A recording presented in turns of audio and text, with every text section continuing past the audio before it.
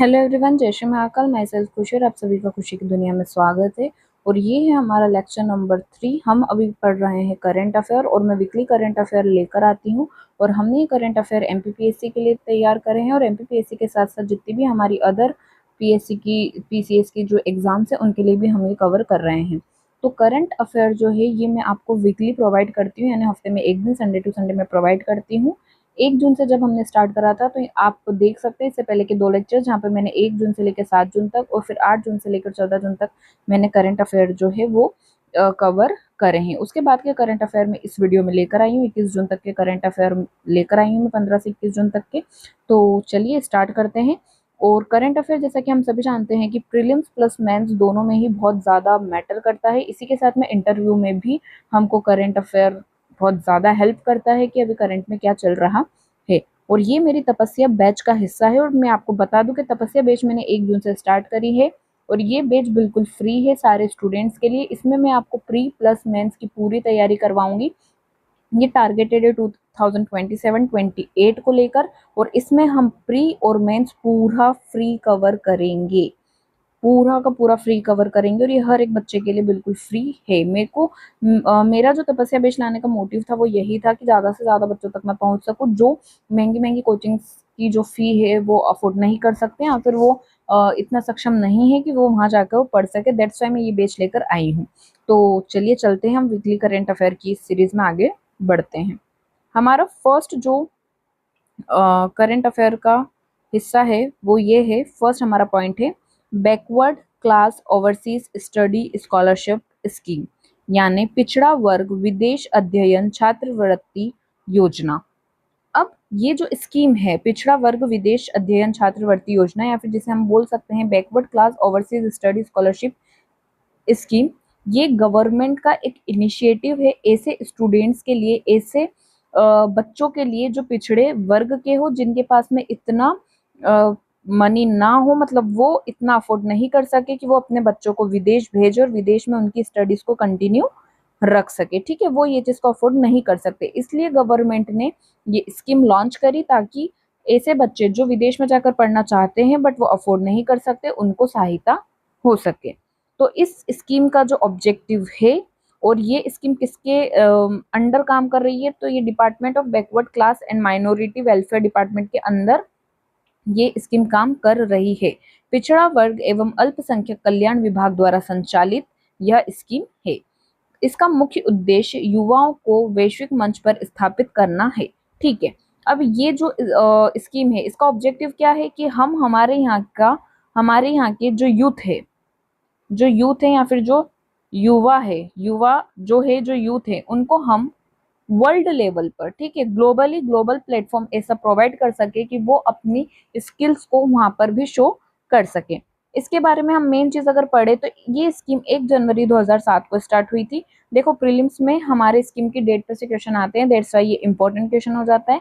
अगर आज backward class versus study scholarship scheme कब चालू हुई थी, तो ये 1 जनवरी 2007 को चालू हुई थी, याद रखिएगा। ठीक है, यह 1 जनवरी 2007 को शुरू हुआ था। पिछड़ा वर्ग और अल्पसंख्यक कल्याण मंत्री कृष्णा गौर है।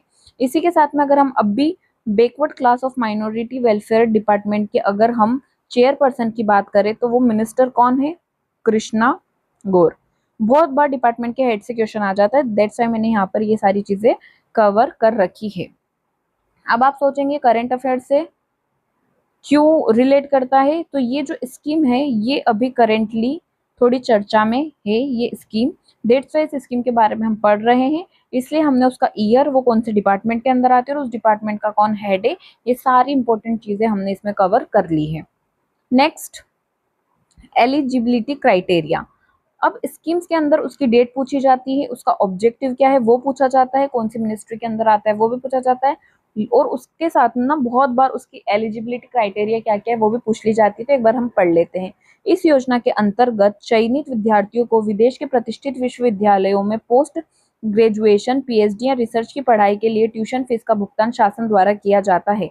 यानी ये पहला पॉइंट तो ये है कि विदेशों में पढ़ाई के लिए, विदेश में पढ़ाई के लिए ये करी जाती है। उसी के साथ अगर किसी बच्चे को पीएचडी करना है या फिर मास्टर्स करना है, यानी पीजी, यूजी नहीं, पीजी अगर किसी को करना है यानी बैचलर्स डिग्री नहीं लेनी है, अगर उनको पोस्ट ग्रेजुएशन करना है, उनको पीएचडी करना है या किसी पढ़ाई में रिसर्च करना है और उन बच्चों को विदेश जाकर करना है, तो सिर्फ उन्हीं के लिए जो ट्यूशन फीस है उसका भुगतान कौन करता है? शासन करता है।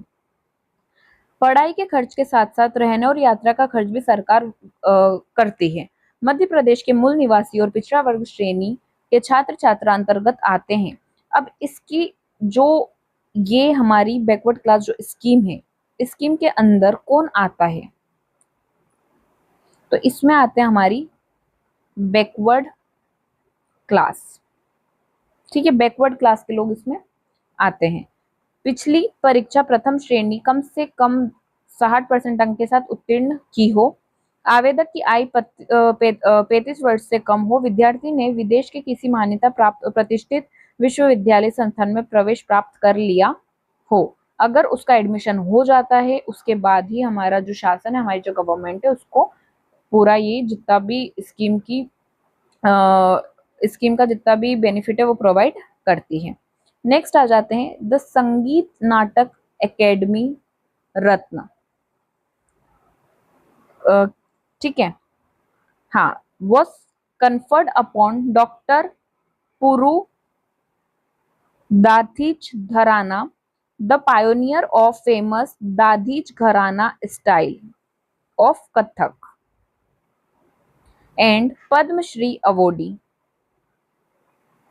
पद्मश्री कब मिला था इनको? 2020 में वो मिला था। अब देखो यहाँ पे सबसे पहले हमको क्या पढ़ना है? कथक के प्रसिद्ध दाधीच घराना शैली के प्रणेता और पद्मश्री पुरस्कार से सम्मानित डॉक्टर पुरु दाधीच को संगीत नाटक अकादमी रत्न प्रदान किया गया है। यानी अगर मैं आपको इन शॉर्ट में समझाऊं तो आप क्या याद रखना, एक पर्सन है जिसका नाम है डॉक्टर पुरु दाधीच। ठीक है, दाधीच ये एक डॉक्टर हैं। इनको अभी फिलहाल में एक रत्न मिला है जिसका नाम है संगीत नाटक अकादमी रत्न। ठीक है, ये रत्न इनको मिला है। अब ये चर्चा में क्यों है? इनको अभी फिलहाल संगीत नाटक अकादमी रत्न तो मिला है, बट ये बहुत माने हुए इंसान है। इनको और भी रत्न मिले हैं, जैसे कि पद्म श्री भी मिला था। कब मिला था पद्मश्री? 2020 में। उसी के साथ साथ इनको कालिदास सम्मान भी मिला था। कब मिला था? 2021 में। शिखर सम्मान से भी इनको सम्मानित करा गया था 2004 में। और उसके साथ साथ अभी इनको संगीत नाटक अकादमी पुरस्कार मिला है 2026 में। ठीक है, तो हमको इतनी चीजें इनके बारे में क्या करनी है? याद रखनी है।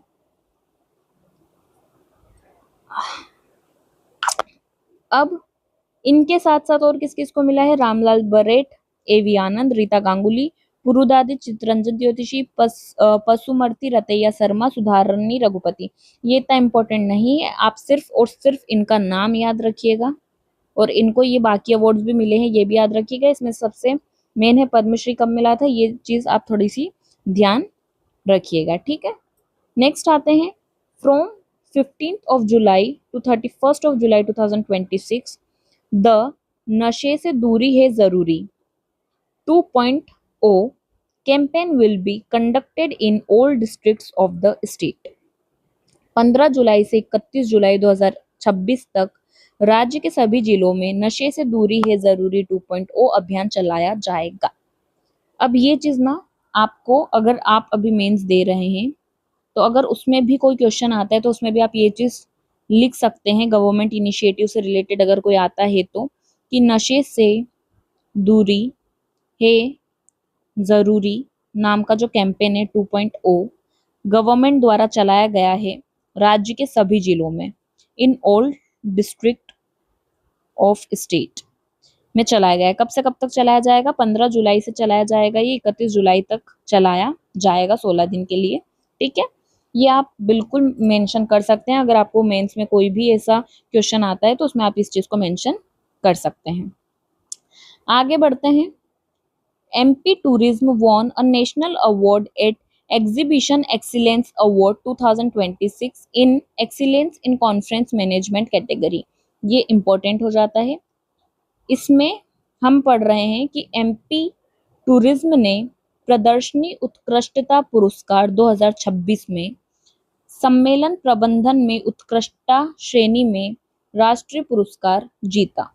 यानी हमारा जो एमपी का टूरिज्म डिपार्टमेंट है, उन लोगों ने इस बार टूरिज्म में इतना अच्छा करा कि हमने नेशनल लेवल का एक अवार्ड है, नेशनल लेवल का अवार्ड है, उसको एक एग्जीबिशन एक्सीलेंस अवार्ड में 2026 में हमने excellence in conference management category के अंदर, ठीक है, कैटेगरी भी यहाँ पर अलग से लिखी गई है, यानी ये अवार्ड हुआ था उसमें इस कैटेगरी में हमने, ठीक है, वंस अगेन ये अवार्ड हुआ था उसमें हमने इस कैटेगरी के अंदर, ठीक है, इस कैटेगरी के अंदर एक अवार्ड जीता है नेशनल लेवल पर। किसने जीता है? एमपी टूरिज्म ने, ठीक है, ये चीज ध्यान रखिएगा।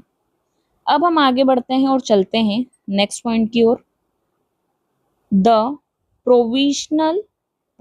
प्रोविंशियल प्रेमी award is related to drama genre. The Provincial Hari Krishna Premi Award, Hari Krishna Premi Samman, is a prestigious regional literary prize award by the Madhya Pradesh साहित्य अकादमी। यहाँ हल्का सा मुझे थोड़ा गलत लग रहा है, टाइपिंग मिस्टेक शायद। हिंदी में पढ़ते हैं, प्रांतीय प्रेमी पुरस्कार नाटक शैली से संबंधित है।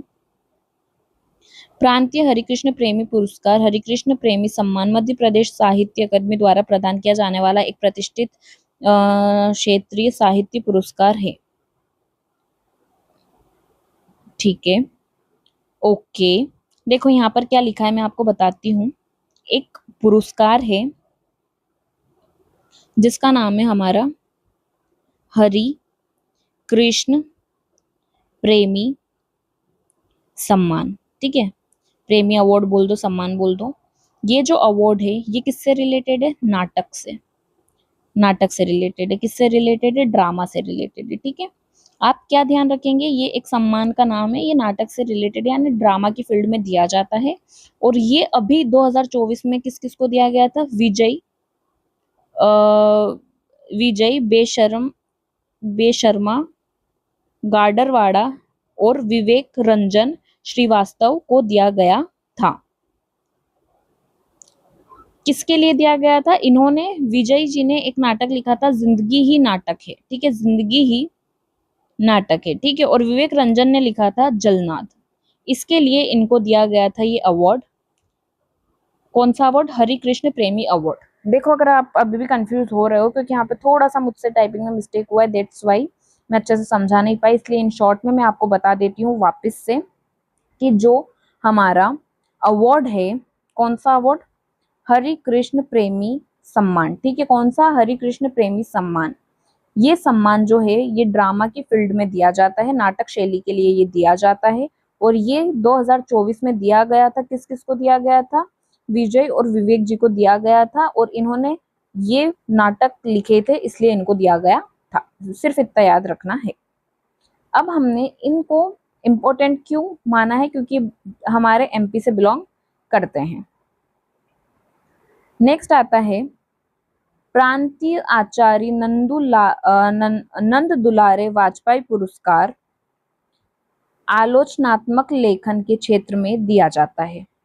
किस किस को दिया गया है ये? रमन रावल और सांत्वना श्रीकांत।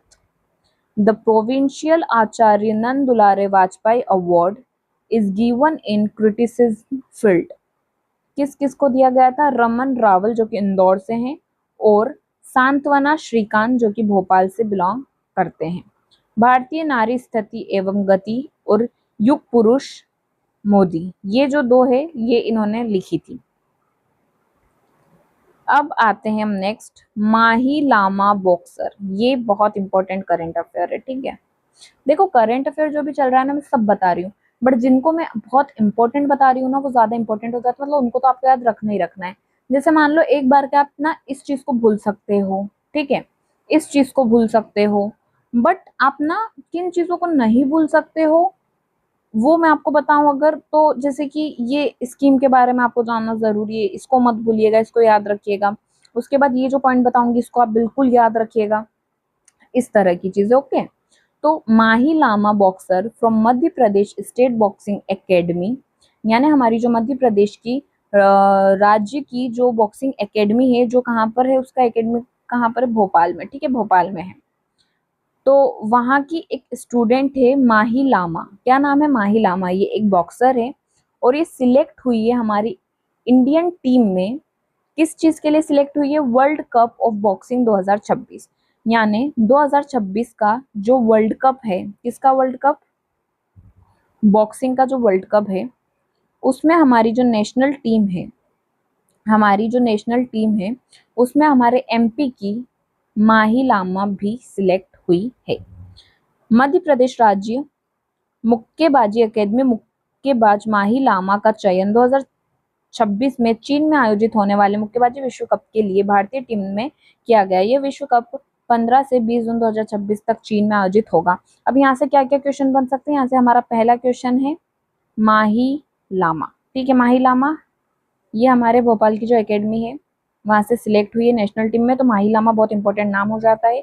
दूसरा क्वेश्चन यहाँ से ये बन सकता है कि जो हमारा वर्ल्ड कप है बॉक्सिंग का, जो बॉक्सिंग का हमारा वर्ल्ड कप है वो कहाँ होगा, तो वो होगा चाइना में। ठीक है, ये दो चीज यहाँ पे इंपॉर्टेंट है। नेक्स्ट है वेरी इंपॉर्टेंट, यहाँ से तो हर बार प्री में तो क्वेश्चन आता ही आता है, पक्का आता है जीआई टैग से। ठीक है, अ geographical indication tag is an intellectual property certification granted to products that originate from a specific geographical location। मैंने आपको क्या करा है, पहले ना समझा दिया है कि जीआई टैग होते क्या, जिन स्टूडेंट्स को नहीं पता हो उनको बता दूं मैं कि जीआई टैग एक स्पेशल ज्योग्राफिकल इंडिकेटर होते हैं। ठीक है, नाम से ही समझ आ रहा है क्या है ये, ज्योग्राफिकल इंडिकेटर होते हैं, इंडिकेशंस होते हैं जो पर्टिकुलर एक प्लेस पे अगर कोई चीज बहुत ज्यादा फेमस है और वो उसी प्लेस की है, अगर वहीं की वो बहुत ज्यादा फेमस है और उसका ओरिजिन वहीं से हुआ है, तो उस चीज को गवर्नमेंट द्वारा जीआई टैग प्रदान कर दिया जाता है। ठीक है, वो वहाँ का कोई प्रोडक्ट भी हो सकता है और बहुत सारी चीजों में जीआई टैग्स मिलते हैं। जब आप जीआई टैग पढ़ोगे ना तब मैं आपको अच्छे से ये पूरी चीज समझा दूंगी, बट आप अभी ऊपर ऊपर से ध्यान रखिए। It guarantees authenticity, preserves traditional heritage, and prevent unauthorized use of products named by non-registered producers। GI tag से क्या होता है, एक तो ये कि जहाँ का वो है, जहाँ का वो प्रोडक्ट है, अगर कोई प्रोडक्ट को जीआई टैग मिला तो उसको ऑथेंटिसिटी मिल जाती है कि हाँ ये प्रोडक्ट यहाँ का है, इस प्लेस का है, मतलब उसको ना एक मान सम्मान मिल जाता है। अगर जिस प्लेस पे जिन लोगों का वो प्रोडक्ट है उनको भी उस चीज की अथॉरिटी मिलती है कि हाँ भाई ये प्रोडक्ट हमारा है, हमने इसको प्रोड्यूस करा है, उसको उसकी मान्यता मिलती है। और इससे ऐसे व्यक्ति जो किसी और का प्रोडक्ट है वो अपने नाम से बेच रहा हो, ऐसे व्यक्तियों से भी बचाव होता है। ठीक है, हिंदी में पढ़ लेते हैं। भौगोलिक संकेत यानी जीआई टैग एक बौद्धिक संपदा प्रमाण है। ठीक है, एक इंटेलेक्चुअल प्रॉपर्टी है जो किसी विशिष्ट भौगोलिक क्षेत्र से उत्पन्न उत्पादों को प्रदान किया जाता है। मैंने अभी आपको बताया कि अगर कोई भी एक भौगोलिक क्षेत्र में अगर वहां पे कोई चीज ऐसा एक प्रोडक्ट अगर हम प्रोड्यूस कर रहे हैं जो वहां का एक विशिष्ट है, वहां का मतलब ये बोल सकते हैं हम कि वहां से ही उसको मान्यता प्राप्त होती है अगर, तो यह प्रामाणिकता की गारंटी देता है, पारंपरिक विरासत को संरक्षित करता है और अपंजीकृत उत्पादकों द्वारा उत्पादन के नाम के अनधिकृत उपयोग को रोकता है। ये मैंने आपको जीआई टैग क्या होता है वो समझाया, बट यहाँ पे इम्पोर्टेंट जो है ना, इम्पोर्टेंट है हमारी ये चीज, ये बहुत ज्यादा इम्पोर्टेंट है। अगर हम इंडिया लेवल पर बात करें तो दार्जिलिंग टी को इंडिया का फर्स्ट जीआई टैग मिला था। कब मिला था, 2004-5 में। ये क्वेश्चन आ सकता है कि फर्स्ट इंडिया का जीआई टैग किसको मिला था, तो वो दार्जिलिंग टी को मिला था। और कब मिला था, 2004-5 में मिला था। और अगर वहीं हम हमारे एमपी की बात करें कि एमपी में सबसे पहले किसको जीआई टैग मिला था, तो वो मिला था हमारी चंदेरी साड़ी को, जो कहाँ पर बनती है, अशोकनगर में बनती है। ये चीज दो चीज आप ध्यान रखिएगा। अभी जीआई टैग इसलिए इंपॉर्टेंट है क्योंकि अब अभी हमारे एमपी के अंदर 4 नए जीआई टैग जोड़े गए हैं। ठीक है, एमपी में हर एक डिस्ट्रिक्ट का कुछ ना कुछ जीआई टैग है। और एक एक जीआई टैग हमने अगर किसी को दिया है तो वो 1 से 2 डिस्ट्रिक्ट्स के लिए भी हो सकता है, ये मान के चलिए, ठीक है। तो अभी फिलहाल जो 4 चीजों को जीआई टैग मिला है एमपी का वो क्या क्या है? भोपाली बटुआ एंड जरी क्राफ्ट भोपाल का, खजुराहो मेटल क्राफ्ट और फर्नीचर छतरपुर का, मालवा पेंटिंग धार की, Sarangpur handloom sari and fabric Rajgarh. बहुत इंपॉर्टेंट है, रट लीजिएगा। भोपाल, छतरपुर, धार एंड राजगढ़, इन सारी डिस्ट्रिक्ट, ये 4 डिस्ट्रिक्ट को अभी जीआई टैग्स क्या हुए हैं? मिले हैं। भोपाल को क्या मिला है? भोपाल को मिला है भोपाली बटुआ और जरी क्राफ्ट, ठीक है। भोपाल को क्या मिला है हमारा? भोपाल को मिला है भोपाली बटुआ एंड जरी क्राफ्ट। छतरपुर को मिला है खजुराहो धातु शिल्प और फर्नीचर, 2 चीजें। धार को मिला है मालवा पेंटिंग्स। राजगढ़ को मिला है Sarangpur handloom sari and fabric. बार बार इसको रटिए, पर इसको जरूर रटिए, ठीक है। वंस अगेन, भोपाल को क्या मिला है? भोपाल को मिला है भोपाली बटुआ और जरी क्राफ्ट, डायरेक्ट क्वेश्चन पूछा जाएगा।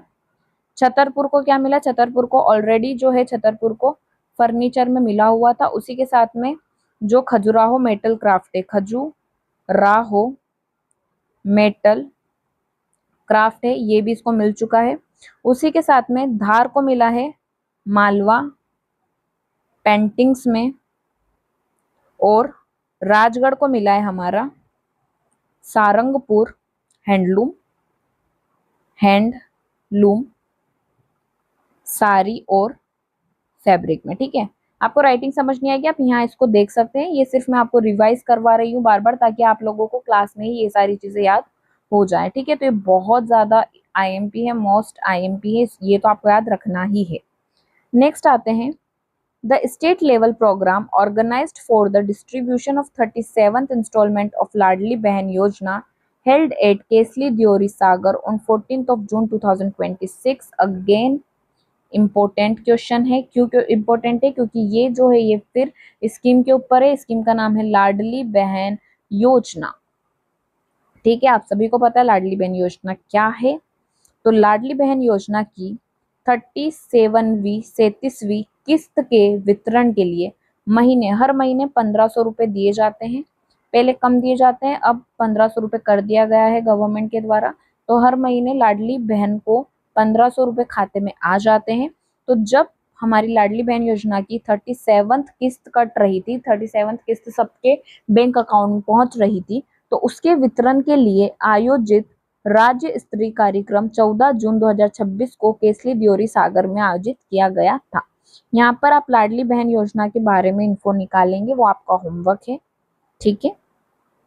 फिर है Shri Dev Khanderao temple is located in Sagar. Temple से, मॉन्यूमेंट्स से हमें पता है क्वेश्चंस आते हैं। फोर्ट्स हो गया हमारा, मस्जिद हो गई, टेम्पल्स हो गए, उसके बाद में हमारे म्यूजियम्स कहाँ कहाँ है, एकेडमीज कहाँ कहाँ, ये मतलब ये सारी चीजें हमारी ना काई में आती है, एमपीजीके का हिस्सा है। किसका हिस्सा? एमपीजीके का हिस्सा, और हमको ये पढ़ना पड़ता है। दैट्स वाई, याद रखिएगा, श्रीदेव खांडे राव टेम्पल कहाँ पर है? ये है हमारा सागर में। श्रीदेव खांडे राव मंदिर कहाँ है? सागर में है। इसको अच्छे से ध्यान रखिएगा। फिर लिख देते हैं श्री देव खांडे राव टेम्पल कहाँ पर है? सागर में है। हिंदी में लिख देते हैं श्री देव खांडे राव मंदिर कहाँ है? सागर में है, ठीक है। ध्यान रखिएगा, इंपॉर्टेंट है, याद रखिएगा। अब हमारा नेक्स्ट पॉइंट है ये, इसमें हमको पढ़ना है, Madhya Pradesh chief minister doctor Mohan Yadav announced the renaming of the Deori assembly constituency located in Sagar district to Devpuri. जो हमारे चीफ मिनिस्टर है मध्य प्रदेश के डॉक्टर मोहन यादव, उन्होंने जो हमारी देवरी असेंबली कॉन्स्टिट्यूएंसी आती है, जो कि हमारी सागर डिस्ट्रिक्ट के अंदर रहती है, देखो जैसे ये ना, ये हमारा एमपी है, ठीक है।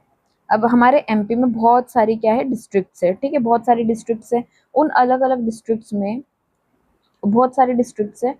अब उन सारी अलग अलग डिस्ट्रिक्ट्स के अंदर भी ऐसा नहीं है कि मान लो ये पूरा इंदौर है तो इंदौर पूरा एक कॉन्स्टिट्यूएंट असेंबली का मतलब एक कॉन्स्टिट्यूएंसी है, ठीक है। ऐसा नहीं होता है, अलग अलग डिस्ट्रिक्ट्स में अलग अलग एरियाज को ऐसे बांध दिया जाता है, अलग अलग बाउंड्रीज बना दी जाती है हर एक कॉन्स्टिट्यूएंसी असेंबली की, हाँ कि इतनी जो बाउंड्री है ये इस असेंबली के अंदर आएगी। तो उसी प्रकार सागर डिस्ट्रिक्ट के अंदर एक कॉन्स्टिट्यूएंसी है जिसका नाम है देवरी, उसका नाम चेंज करके देवपुरी रख दिया गया है, किसके द्वारा? डॉक्टर मोहन यादव के द्वारा। मध्य प्रदेश के मुख्यमंत्री डॉक्टर मोहन यादव ने सागर जिले में स्थित देवरी विधानसभा क्षेत्र का नाम बदलकर देवपुरी करने की घोषणा की है। देवपुरी, ठीक है, देवपुरी करने की घोषणा की है। अब यहाँ पे इम्पोर्टेंट क्या हो जाता है कि देवरी कहाँ पर है, तो ये हमारा कहाँ पर है? सागर डिस्ट्रिक्ट में है। इसका नाम चेंज करके क्या रख दिया? देवपुरी कर दिया, ठीक है। उन्होंने क्षेत्र में आयोजित एक सार्वजनिक कार्यक्रम के दौरान यह आधिकारिक घोषणा की, जिससे कस्बे के ऐतिहासिक नाम को बहाल करने की स्थानीय लोगों की लंबे समय से चली आ रही मांग पूरी हुई। वहां के जो रहने वाले स्थानीय लोग थे उन्होंने ही बहुत लंबे समय से मांग करी थी कि इसका नाम चेंज कर दिया जाना चाहिए। Doctor Mohan Yadav made the official declaration during a public event in the region. जब मोहन यादव सागर डिस्ट्रिक्ट में या फिर वहाँ के देवरी रीजन में एक पब्लिक इवेंट अटेंड करने गए थे, तब उन्होंने ये ऑफिशियल अनाउंसमेंट करा था कि हम देवरी का नाम चेंज करेंगे, fulfilling a long standing local demand to restore the historic name of the town. ये टाउन का हिस्टोरिक नेम था, यानी पहले वहाँ का नाम देवपुरी ही था, बट उसका नाम बदल के देवरी रख दिया गया। दैट्स व्हाई वहाँ के लोकल जो लोग थे उनका कहना था कि इसका नाम रीचेंज होना चाहिए और जो इसका पुराना नाम था वही होना चाहिए। दैट्स व्हाई इसका नाम चेंज करा गया है। इसका हिस्टोरिक कॉन्टेक्स्ट क्या है? The town's original ancient name is believed to be Devpuri. It was altered to Deori following a major fire in the early 19th century. माना जाता है कि कस्बे का मूल प्राचीन नाम देवपुरी था। 19वीं शताब्दी के आरंभ में लगी एक भीषण आग के बाद इसका नाम बदलकर देवरी कर दिया गया। ओके, नेक्स्ट है द एग्रीकल्चर प्रोड्यूस मार्केट, मंडी, ठीक है। मंडी हम जिसे बोलते हैं, केसली will B renamed after Rani Avanti by. केसली स्थित कृषि उपज मंडी का नाम बदलकर रानी अवंती बाई के नाम पर रखा जाएगा, ठीक है।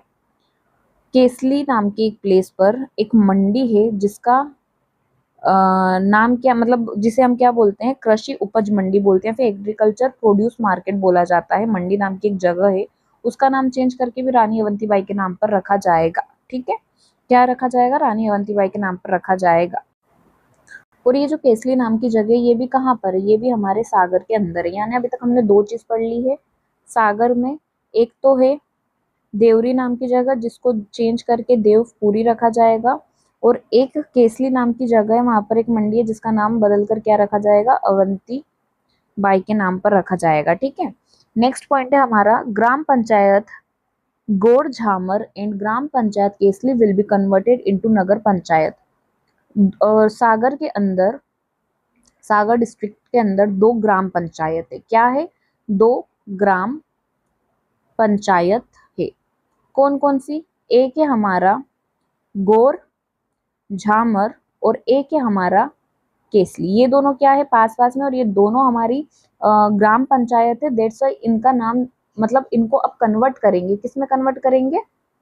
नगर पंचायत में, ठीक है। नगर पंचायत में अब इनको क्या करेंगे? कन्वर्ट कर दिया जाएगा। तो ये भी एक यहाँ पर न्यूज है, इतना इम्पोर्टेंट नहीं है, बट यस ध्यान रखिएगा। यहाँ पे इम्पोर्टेंट चीज क्या है, क्योंकि एमपी में कितनी नगर पंचायत है और एमपी में कितनी ग्राम पंचायत है, इनका जो नंबर है वो हमको याद रखना पड़ता है, ठीक है। इसका नंबर याद रखना पड़ता है। तो ये आपका होमवर्क है कि कितनी ग्राम पंचायत है हमारे एमपी में और कितनी नगर पंचायत है, ये आप सर्च करेंगे।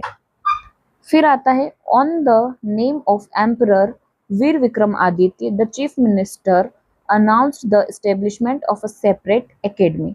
डॉक्टर मोहन यादव ने सम्राट वीर विक्रमादित्य के नाम पर एक अलग अकादमी की स्थापना की घोषणा की है। यानी विक्रम आदित्य जी के नाम पर एक अलग से एकेडमी खोली जाएगी, ठीक है। इसकी अनाउंसमेंट किसने करी है? मोहन यादव ने करी है। Doctor Mohan Yadav announced the cabinet meeting will be held at Jagdishpur near Bhopal.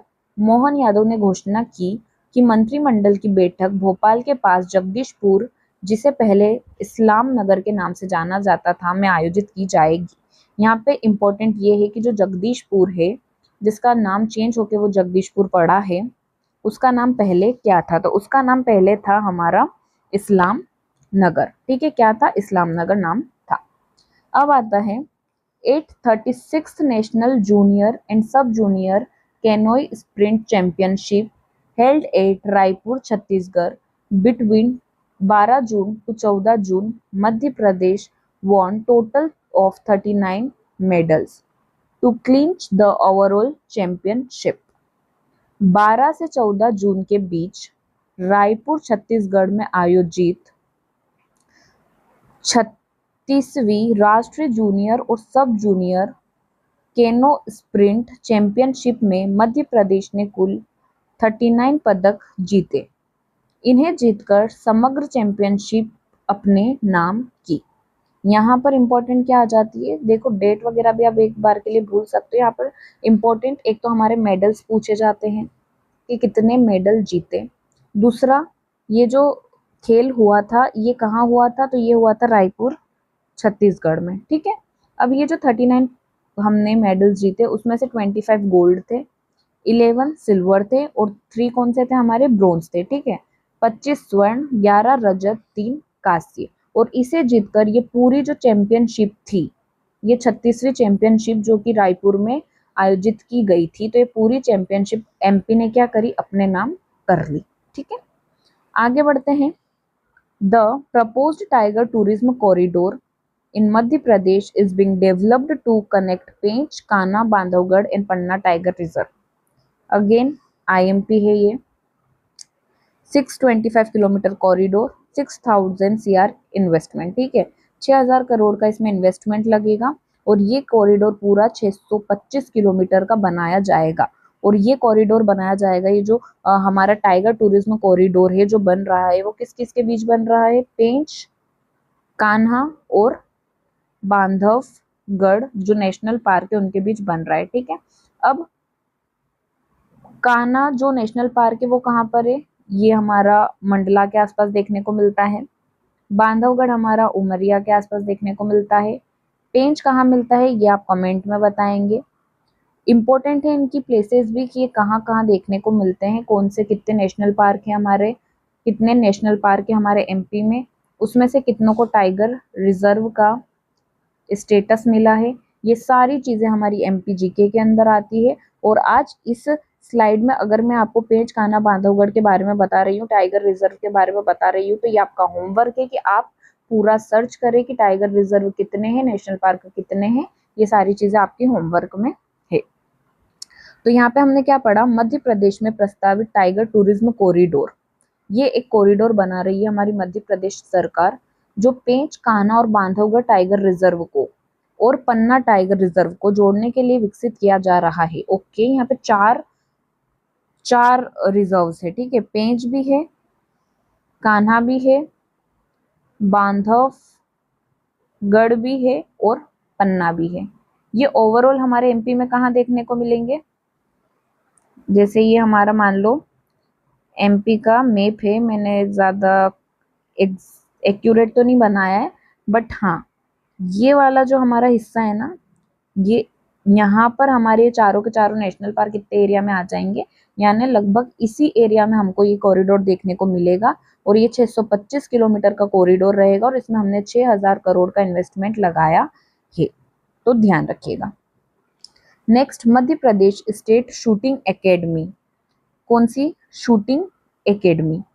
Shotgun shooter Syed Ayan Ali has been selected for Indian trap team. Madhya Pradesh राज्य शूटिंग अकादमी के शॉटगन शूटर सैयद अयान अली का चयन भारतीय ट्रैप टीम के लिए किया गया है। हमारी मध्य प्रदेश राज्य की जो शूटिंग एकेडमी है ये कहाँ है? हमको सबसे पहले तो ये जानना है। उसके बाद वहाँ के एक शॉटगन शूटर है जिसका नाम है सैयद अयान अली, उनको भारतीय ट्रैप टीम में चूज करा गया है, सिलेक्ट करा गया है। ठीक है, तो ये कहाँ पर है हमारा, एकेडमी भोपाल में है। एकेडमी से क्वेश्चंस पूछे जाते हैं, कौन सी एकेडमी कहाँ है वो आपको याद रखनी है। तो शूटिंग एकेडमी कहाँ पर है हमारी, भोपाल के अंदर है। वहाँ के सैयद अयान अली जो नाम के एक प्लेयर थे वो हमारी भारतीय ट्रेप टीम के अंदर क्या हुआ, सिलेक्ट हुए हैं। अब यहाँ पर आता है हमारा ISSF जूनियर शॉटगन विश्व चैंपियनशिप 2026 का आयोजन जर्मनी के सूहल में किया जाएगा। The ISSF junior shotgun world championship 2026 will be held at Germany. ठीक है, जर्मनी के सूहल में किया जाएगा और ये है हमारे Syed Ayan Ali. Next, global wind day यानी वैश्विक पवन दिवस, celebrated on 15th of June, जो 15 जून को आयोजित किया जाता है और हर साल आयोजित होता है। इस बार 15 जून को कहाँ आयोजित होगा, ये गोवा में। ठीक है, which is celebrated on 15th of June in a conference held at Goa where Madhya Pradesh won Emerging Renewable Energy Infrastructure Excellence Award given by Minister of New and Renewable Energy Prahlad Joshi। Again important है, क्यों important है, क्योंकि energy से हमारे syllabus में energy एक subject एक अलग से पॉइंट दिया हुआ है और यहाँ से क्वेश्चन बनता ही बनता है। दैट्स वाई हमको ये चीज ध्यान रखनी है। वैश्विक पवन दिवस जो 15 जून को गोवा में आयोजित एक सम्मेलन में मनाया जाता है, जहां मध्य प्रदेश ने नवीन और नवीकरणीय ऊर्जा मंत्री प्रहलाद जोशी द्वारा दिए गए उभरते नवीकरणीय ऊर्जा अवसंरचना उत्कृष्टता पुरस्कार को जीता है। हमारे MP ने इसमें एक्सीलेंस अवार्ड जीता है रिन्यूएबल एनर्जी में। मतलब हम रिन्यूएबल एनर्जी में कितना इमर्ज होकर आ रहे हैं, मध्य प्रदेश कितना इमर्ज कर रहा है उसके इंफ्रास्ट्रक्चर में रिन्यूएबल एनर्जी के। ठीक है, मतलब हम कितने अच्छे से इसमें काम कर रहे हैं, उसके लिए हमको ये अवार्ड मिला गया है। नेक्स्ट पॉइंट है हमारा, मध्य प्रदेश पुलिस द्वारा 24 जून से 8 जुलाई 2026 तक आयोजित किया जाने वाला 15 दिवसीय राज्यव्यापी साइबर जागरूकता अभियान सेफ क्लिक 2.0 के नाम से जाना जाएगा। ठीक है, अब देखो यहाँ पर हमारा मेंस के लिए ये इम्पोर्टेंट हो जाता है पॉइंट। यहाँ पर एक सेफ क्लिक 2.0 नाम का कैंपेन हमारे गवर्नमेंट चलाया है। ये किससे रिलेटेड है, तो ये हमारा साइबर क्राइम से रिलेटेड है। यानी हम साइबर क्राइम के लिए अवेयर कर रहे हैं। ठीक है, अवेयरनेस फैला रहे हैं, लोगों में जागरूकता फैलाने के लिए एक कैंपेन चालू करा गया है जिसका नाम है सेफ क्लिक 2.0। सिर्फ यहाँ पे इतना ही ध्यान रखना है। In financial year 25-26 Madhya Pradesh total exports increased by 68,837 crore. Important है क्योंकि ये फाइनेंशियल ईयर से क्वेश्चन है। इकोनॉमी के अंदर अगर हम देखें तो ये एक इम्पोर्टेंट क्वेश्चन है। Indore 34,654 crore. Pharma sector had the highest share among its 147 major exports produce which is basically 19.2%। वित्त वर्ष 2025-26 में मध्य प्रदेश के कुल निर्यात में 68,837 करोड़ रुपए की वृद्धि हुई है। यानी हम जितना भी एक्सपोर्ट करते हैं, क्या करते हैं, जितना एक्सपोर्ट करते हैं उस एक्सपोर्ट में हमारा जो वृद्धि हुआ है, इस बार जो इंक्रीज हुआ है वो कितना हुआ है, इतने करोड़ का इस बार हमने इंक्रीज करा है 25-26 में। ओके, जिसमें इंदौर का जो प्राइस है वो है हमारा 34,654 करोड़। यानी इतना जो हमने इंक्रीज दिखाया है, वृद्धि दिखाई है एक्सपोर्ट में, उसमें इंदौर की सबसे ज्यादा है।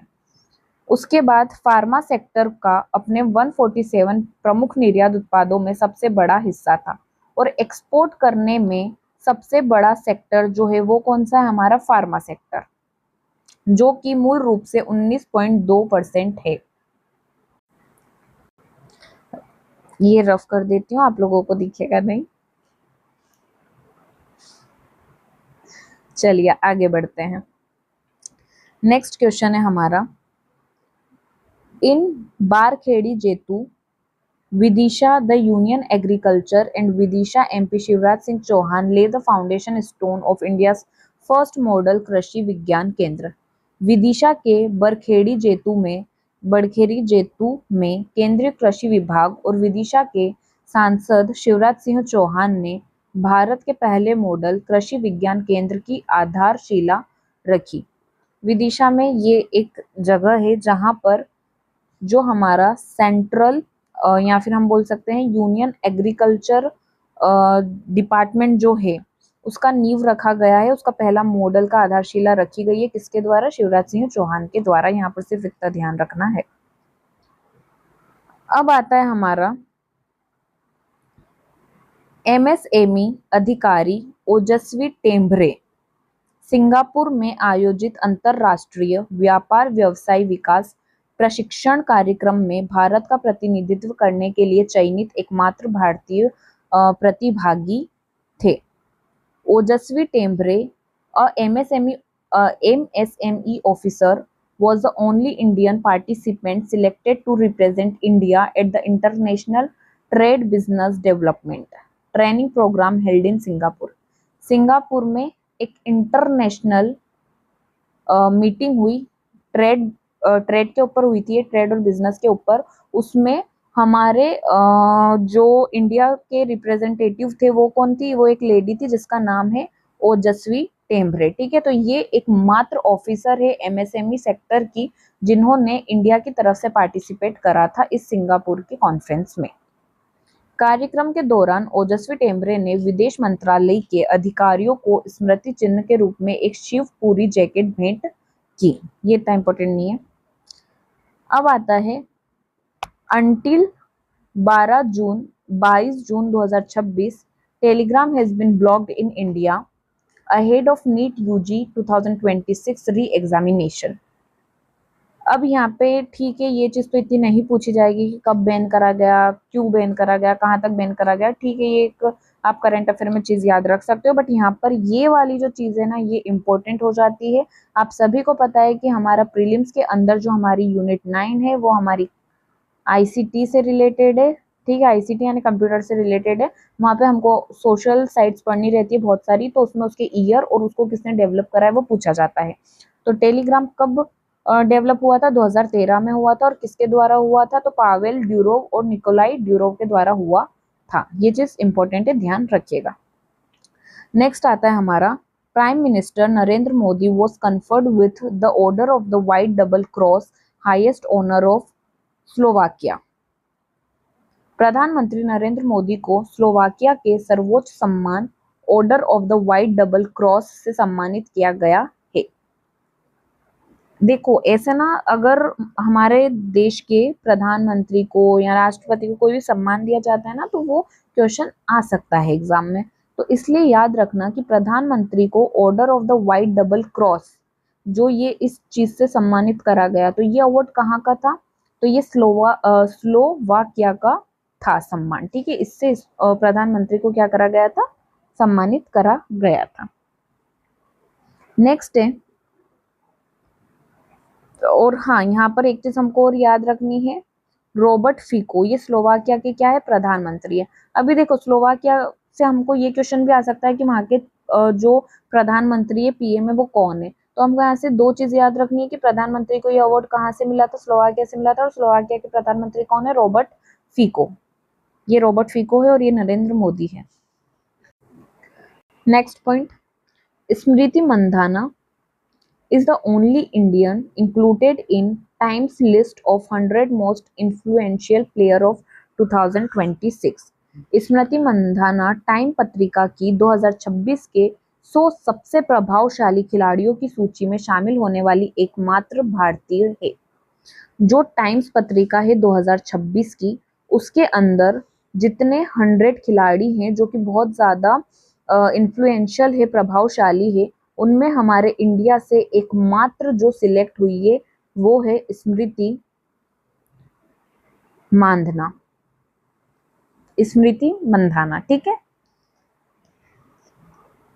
नेक्स्ट, खजुराहो में आयोजित एक कार्यक्रम में प्रताप राव जाधव ने योग संगम पोर्टल, योग पार्क पोर्टल और नई योग टी शर्ट का अनावरण किया। यहाँ पे सिर्फ इम्पोर्टेंट ये है कि योगा डे कब आयोजित होता है? तो ये 21 जून को आयोजित होता है। योग पार्क पहल का उद्देश्य पार्कों को सामुदायिक स्वास्थ्य और निवारक स्वास्थ्य देखभाल केंद्रों में परिवर्तित करना है।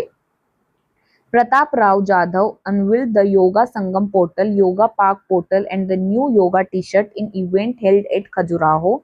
योगा डे 21 जून को आता है और ये 2014 से सेलिब्रेट किया जाता है। Objective of Yoga Park initiative is to transform park into community health and preventive healthcare centers. Next point है CBI has launched the AI based help bot named अभय। ये अगेन हमारा ICT यूनिट के लिए important हो जाता है। अभय नाम का जो हमारा AI बेस्ड हेल्प बोट है ये किसने लॉन्च करा? तो ये CBI द्वारा लॉन्च करा गया है। यहाँ पर ये चीज ध्यान रखिएगा। The CBI Abhay AI based help boat for authentication of your notice, इसका फुल फॉर्म याद रखना इंपॉर्टेंट है। यहाँ पे दो चीज हमको याद रखनी है, एक तो अभय का फुल फॉर्म याद रखना है हमको, ठीक है। ये अभय का फुल फॉर्म याद रखना है, इसका फुल फॉर्म है हमारा AI based help bot for authentication of your notice. Once again, AI based help bot for authentication of your notice is an artificial intelligence powered tool launched by the Central Bureau of Investigation to help citizens verify if a CBI notice they received is genuine or fake. अभय जो नाम का portal है इसको launch करने का CBI का motive यही था कि अगर सिटीजन के पास CBI के द्वारा कोई भी नोटिस भेजा जाए तो वो इस पोर्टल के थ्रू पता लगा सके कि ये जेन्युइन है या फिर फेक है। It is primarily design to combat digital arrest and impersonation schemes. Next आता है हमारा the name of memoir written by group captain Shubhanshu Shukla is The Second Orbit, Belief of a Man Dreams of a 1.4 Billion Hearts। यानी आप ये मान के चलिए कि शुभांशु शुक्ला ने एक बुक लिखी है जिसका नाम है ये पूरा एक बुक का नाम है, ठीक है। ये पूरा एक ही बुक का नाम है। तो ये किसने लिखी है? ये शुभांशु शुक्ला के द्वारा लिखी गई है। आप सभी को पता होगा कि शुभांशु शुक्ला अभी बहुत ज्यादा चर्चे में रहे हैं, दैट्स वाई एक इम्पोर्टेंट पर्सनालिटी बन चुके हैं, इसलिए यहाँ पर इनके बारे में थोड़ा सा इंफॉर्मेशन जानना जरूरी है। शुभांशु शुक्ला जो है ये ग्रुप कैप्टन है किसके? हमारी इंडियन एयरफोर्स के कैप्टन है शुभांशु शुक्ला। और जो गगन यात्री है उसके ये एस्ट्रोनॉट है। गगनयान जो मिशन है ना, गगन यात्री नहीं सॉरी, गगनयान एक मिशन है। तो उस गगनयान मिशन में आप सभी को पता होगा कि हमारे यहाँ से कुछ एस्ट्रोनॉट्स जाएंगे, तो उसमें से एक जो नाम है वो शुभांशु शुक्ला का भी है। तो जो गगनयान मिशन में जितने भी एस्ट्रोनॉट्स हमारे इंडिया से जा रहे हैं उनको हमने किस नाम से डिनोट करा? उनको हमने गगन यात्री नाम से डिनोट करा गया है। और ये जो हमारा गगनयान मिशन है ये इंडियन स्पेस रिसर्च ऑर्गेनाइजेशन द्वारा लॉन्च करा गया है, इतना ध्यान रखना है। नेक्स्ट है हमारा the Priyadarshini free bus travel scheme for women and transgender has been launched in Keralam. आप सभी को पता होगा कि केरला का नाम अब ऑफिशियली केरलम हो चुका है। केरल में महिलाओं और ट्रांसजेंडर के लिए प्रियदर्शनी मुफ्त बस यात्रा योजना शुरू की गई है। नेक्स्ट, एलेक्जेंडर ज़्वेरेव ने क्लेवियो कोबोली को हराकर फ्रेंच ओपन 2026 में पुरुष एकल का खिताब जीता। महिला एकल में मीरा एंड्रीवा ने माजा च्वालिस्का को हराया। ये आप ध्यान रखिएगा, गेम्स में ये सारी चीजें हमको आती हैं, बता रहा हूँ मेरे को। ये नाम भी पूछे जा सकते हैं तो आप याद रखिएगा, नाम यहाँ से पढ़ लीजिएगा। और जैसे कि एलेक्जेंडर ज़्वेरेव जो है वो हमारे जर्मनी के हैं। महिला में जो मीरा एंड्रीवा है वो रूस की हैं। तो ये ध्यान रखना कि जो फ्रेंच ओपन हुए थे 2026 के, उसमें इन प्लेयर्स ने खिताब जीता है, तो इनका नाम ध्यान रखिएगा। जनरल उपेंद्र द्विवेदी की जगह लेफ्टिनेंट जनरल धीरज सेठ भारत के अगले सेना प्रमुख होंगे। अभी 30वें सेना प्रमुख हमारे कौन है? फिलहाल में तो हमारे हैं उपेंद्र द्विवेदी है। लेकिन इनके बाद जो हमारे 31st बनेंगे वो कौन बनेंगे, वो बनेंगे हमारे धीरज सेठ। तो इनका नाम इम्पोर्टेंट है, ध्यान रखिएगा, ये आईएमपी है। तो ठीक है, आज के लिए इतना ही। अगर आपको ये वीकली करंट अफेयर की वीडियो अच्छी लगे तो प्लीज इसे लाइक करें, शेयर करें और ज्यादा से ज्यादा चैनल को सब्सक्राइब करें। ये बैच जो है, ये जो मैं आपको करंट अफेयर पढ़ा रही हूँ वीकली, ये तपस्या बैच का हिस्सा है। तपस्या बैच के बारे में मैं आपको कुछ बताना चाहती हूँ। ये बैच मैंने 1 जून से स्टार्ट करी है। ये पूरी 2027-28 एमपीपीएससी के लिए टारगेटेड बैच है और ये एकदम फ्री अवेलेबल रहेगी सारे बच्चों को। जो भी बच्चा महंगी महंगी कोचिंग्स की फीस अफोर्ड नहीं कर सकता है, वो मेरी इस बैच से जुड़ सकता है। मैं आपको पर्सनल गाइडेंस भी दूंगी और मैं आपको पूरा प्री प्लस मेंस का सिलेबस कवर करवाऊंगी 27-28 के लिए। Thank you so much.